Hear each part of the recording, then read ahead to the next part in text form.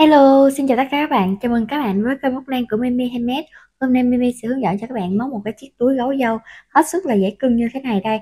Với chiếc túi này thì chúng ta sẽ có một cái nút gài ở phía đằng sau ha, rất là chắc chắn luôn. Và cái phần dây quai này chúng ta có thể là xách nè, còn cái dây dài này chúng ta có thể là đeo chéo nha. Ở clip trước thì mình đã hướng dẫn cho các bạn móc cái chiếc nón gấu dâu rồi, thì mình chia size cho các bạn từ sơ sinh cho tới người lớn luôn á. Cho nên là bạn nào mà hôm nay móc cái chiếc túi này thì có thể là tham khảo thêm cái clip móc nón trước đó nha. Mình sẽ để link hướng dẫn móc nón ở dưới cái phần bình luận cũng như là cái phần mô tả để các bạn có thể là dễ dàng tìm thấy nó nha. Mình hy vọng là các bạn sẽ yêu thích cái combo nón và túi gấu dâu này. Nếu mà các bạn yêu thích, các bạn nhớ nhấn like video này giúp mình và bình luận ở phía bên dưới ủng hộ Mimi bằng một cái lượt đăng ký kênh nha các bạn. Mình cảm ơn các bạn rất nhiều luôn. Với cái mẫu túi này thì các bạn sẽ sử dụng len sợi tự do nha. Và mình sẽ móc len mưa cô tông của 125g, cỡ len là khoảng 2mm nè, và mình sẽ phối màu hồng nhạt với lại mặt gấu màu hồng đậm như thế này. Thì ở mặt gấu dâu á, mình đã hướng dẫn cho các bạn móc ở cái clip trước rồi, mình sẽ để link hướng dẫn móc ở dưới cái phần bình luận cũng như là cái phần mô tả. Các bạn sẽ dễ dàng thấy clip hướng dẫn để mà móc cái mặt gấu này trước nha. Và kim móc hôm nay mình sử dụng sẽ là kim móc 2.5mm. Các bạn sẽ chuẩn bị thêm cho mình kéo tắt len và kim khâu len. Bây giờ mình sẽ tạo cái đoạn dây móc xích bằng với cái chiều dài mà mình mong muốn ha. Ở đây là mình sẽ làm bề ngang túi sẽ là 12 và cao lên là khoảng 12-13 cm á. Thì bây giờ mình sẽ móc một đoạn nè, 1 2 3 4 5 6 7 8 9 10 11 12 13 14 15 16 17 18 19 20 21 22 23 24. Rồi bây giờ mình sẽ ốm thử coi cái này nó được bao nhiêu. Cái này nó sẽ tầm là 11 hơn mấy nè các bạn.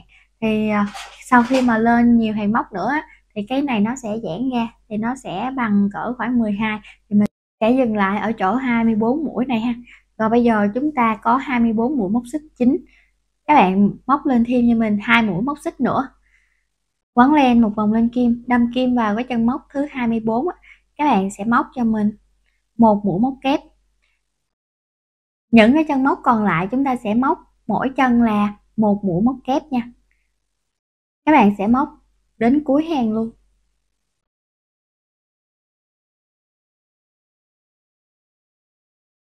Ở chân móc cuối cùng này mình sẽ móc là 3 mũi móc kép cùng một chân nha. 1 nè, 2, 3. Rồi bây giờ xoay ngang đây. Các bạn thấy cái bên phần đối diện nè, nó có những cái chân móc. Các bạn sẽ đâm kim vào cái chân móc đầu tiên ở phía bên này.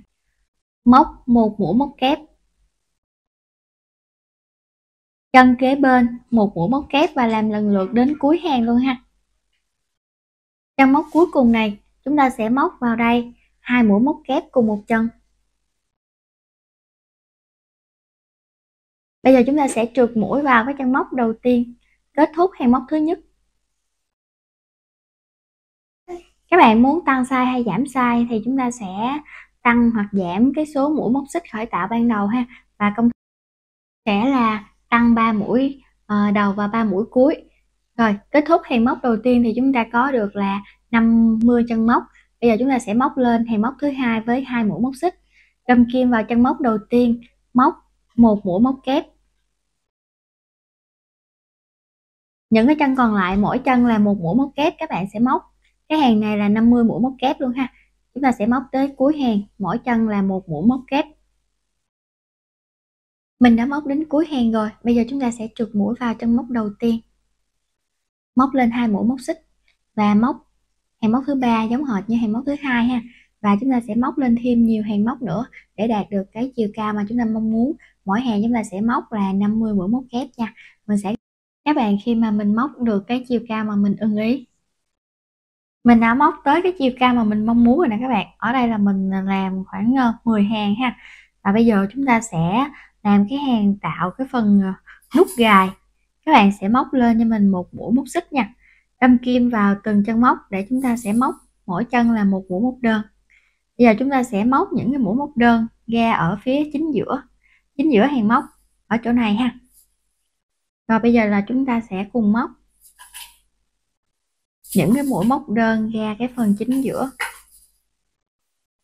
Đây là 2, 5, 6, 7, 8, 9, 10, 11, 12,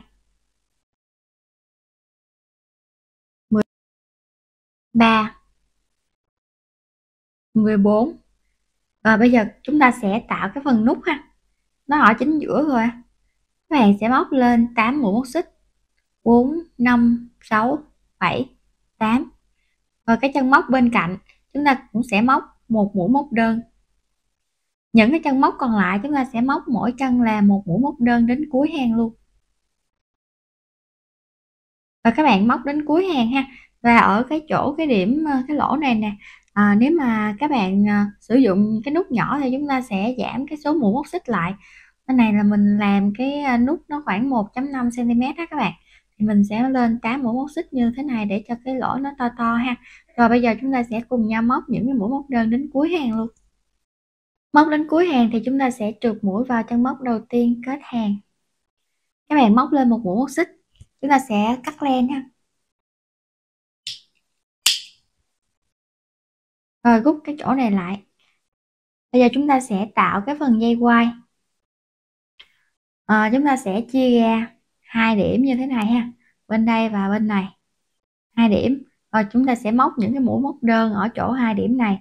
Rồi từ 2 điểm này chúng ta sẽ có một cái dây quai dạng giống như dây quai sách á, bắt từ đoạn này qua tới cái đoạn này ha. Rồi bây giờ chờ chúng ta sẽ móc nè. Bây giờ để thuận tiện hơn thì chúng ta sẽ chia ra đi các bạn. Mình sẽ bắt từ cái điểm này xuống tới cái điểm này ha, để coi coi mình đếm coi bao nhiêu mũi, bao nhiêu chân móc. 1, 2, 3, 4, 5, 6, 7, 8, 9, 10, 11. Bây giờ mình sẽ rồi 11 mũi như thế này đi. Rồi bên đây mình cũng sẽ làm 11 mũi luôn. Mình đếm từ chỗ này thử ha. 1, 2, 3, 4, 5, 6, 7, 8, 9, 10, 11. Rồi cái chỗ này nè. Rồi bây giờ chúng ta cũng sẽ đánh dấu nó lại. Và chúng ta sẽ móc từ cái bên cái chân móc này trước. Đây chân móc này. Các bạn nối cái phần len vô ha. Tạo cho mình nè. Một mũi móc lên một mũi móc xích ha. Đâm kim vào chân móc này, móc một mũi móc đơn.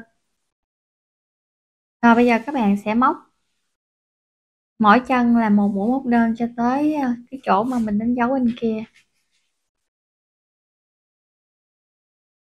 Nẹp cái phần len thừa vào trong mũi móc. Còn dư bao nhiêu thì một lát nữa cái mình sẽ cắt bỏ luôn ha.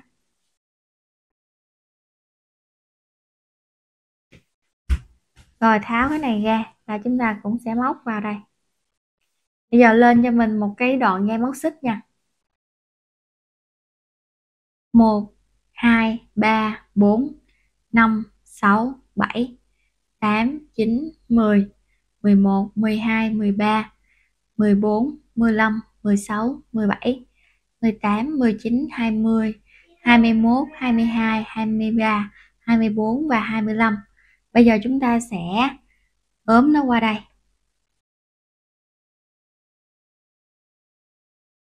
Các bạn sẽ tự tạo cái chỗ đoạn dây móc xích này ha. Đây, dây móc xích này một lát nữa chúng ta sẽ làm thêm một hàng mũi móc đơn nữa bao quanh cái đoạn này thì nó sẽ dài ra thêm một xíu ha. Mình sẽ móc nè, các bạn nẹp cái phần len thừa này luôn nha. Móc vào đây một mũi móc đơn, móc vào chỗ chúng ta đánh dấu đó. Rồi bây giờ chúng ta sẽ móc liên tục là 11 mũi nè.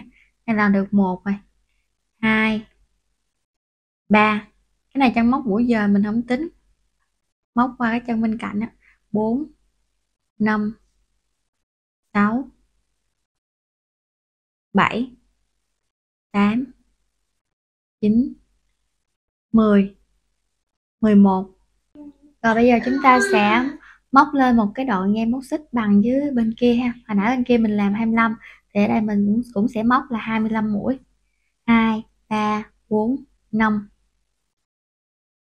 Sau khi các bạn móc xong 25 mũi á, thì chúng ta sẽ trượt mũi vào cái chân móc đầu tiên này.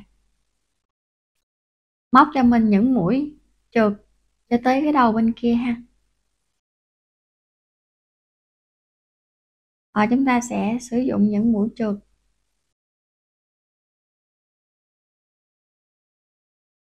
Tới cái đầu dây bên đó thì chúng ta sẽ móc những cái mũi móc đơn. Và các bạn nhớ đếm lại những mũi móc đơn nha. Rồi, ở đây các bạn sẽ móc vào chỗ này nè. Một mũi móc đơn. Móc móc đơn thứ hai, 3, 4, 5, 6, 7. Móc cho tới khi nào mà nó qua tới bên đây.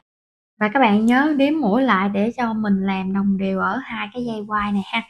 Rồi ở đây được 7 rồi đó. Rồi chúng ta sẽ móc tới bên đây. Mình đã móc được 42 mũi cho cái phần dây quai túi này các bạn. Bây giờ chúng ta sẽ trượt mũi vào cái chân móc ở phía dưới này ha. Và cũng trượt móc cho mình hết 11 chân móc.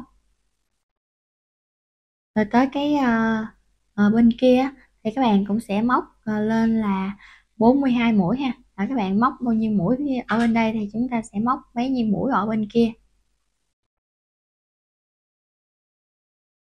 Rồi gần tới cái chỗ dây quai rồi nè các bạn.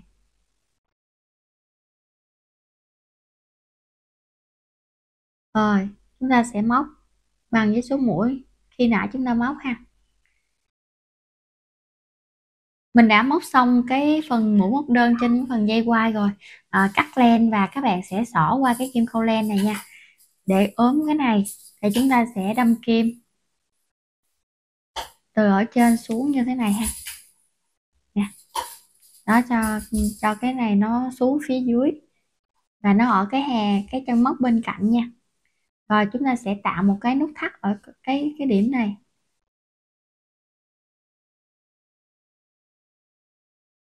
Tạo xong rồi các bạn sẽ giấu len.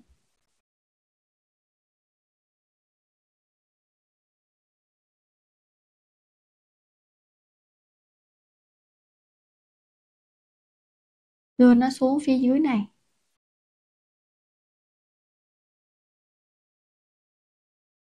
Rồi chúng ta sẽ cùng cắt len. Bây giờ chúng ta sẽ làm cái dây đeo túi ha các bạn. Cái này là mình xách được rồi. Bây giờ mình sẽ làm thêm cái dây đeo túi ở phía bên đây, dưới bên đây. Các bạn làm xong rồi chúng ta sẽ gáp luôn cũng được nữa.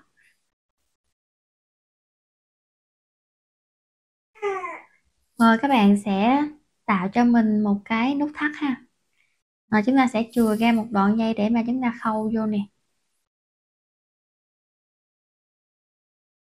Móc lên 2 mũi móc xích. Đâm kim vào trong móc xích đầu tiên, móc một mũi móc đơn. Rồi bây giờ chúng ta sẽ xoay nè, cái chỗ này nè, nó có một cái nhánh. Các bạn sẽ đâm kim vô nhánh này ha. Kéo cái len qua. Kéo cái len qua như thế này. Được 2 vòng len trên kim.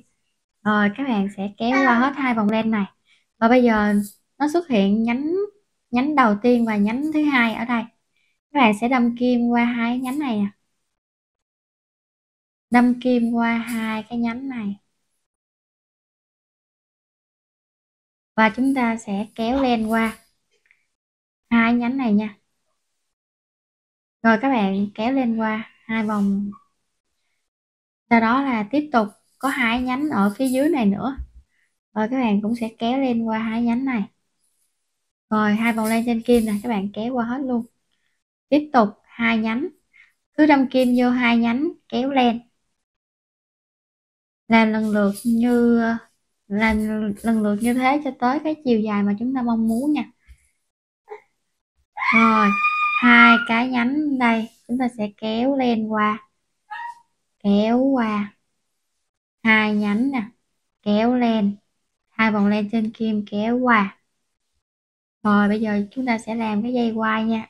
Cái này chắc mình sẽ móc cỡ khoảng là 85 hoặc là 90 cm nha.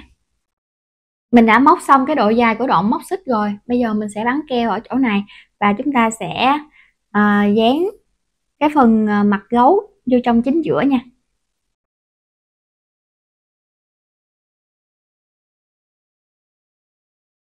Rồi khi mà dán á, các bạn sẽ giữ một xíu như thế này nè để cho nó chắc chắn hơn nha. Ở cái phần mặt sau á các bạn, thì mình đã đơm cái phần nút rồi nè. Rồi như vậy là bây giờ chúng ta sẽ khâu cái phần dây túi vô. Rồi chúng ta sẽ làm cái phần này nè cho nó qua bên đây một cái nữa ha. Đó. Rồi làm thêm một lần nữa ở chỗ điểm này đi các bạn, cho nó ngang ngang nhau á.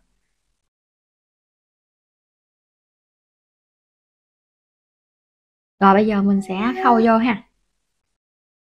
Ở chỗ cái điểm giữa này nè, mình sẽ khâu từ ở phía trong ra nha.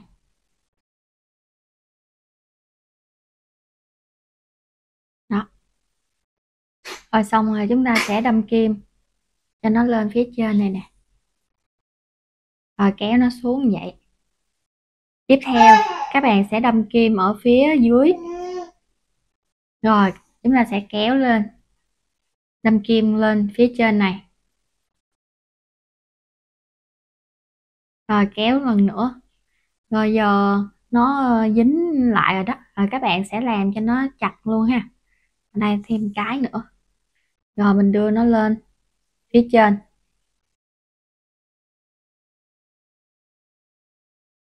Bên kia thì các bạn cũng sẽ khâu tương tự như thế này nha.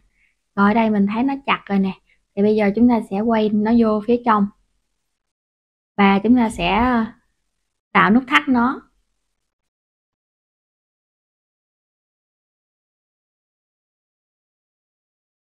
Rồi còn bao nhiêu cái len thừa thì các bạn sẽ đưa nó xuống phía dưới và giấu len luôn nha. Bên kia các bạn cũng sẽ làm tương tự.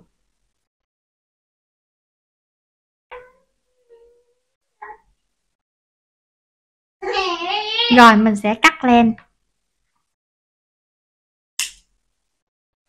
Các bạn sẽ làm cái bên còn lại nha. Mình đã làm cái dây quay túi xong rồi nè các bạn.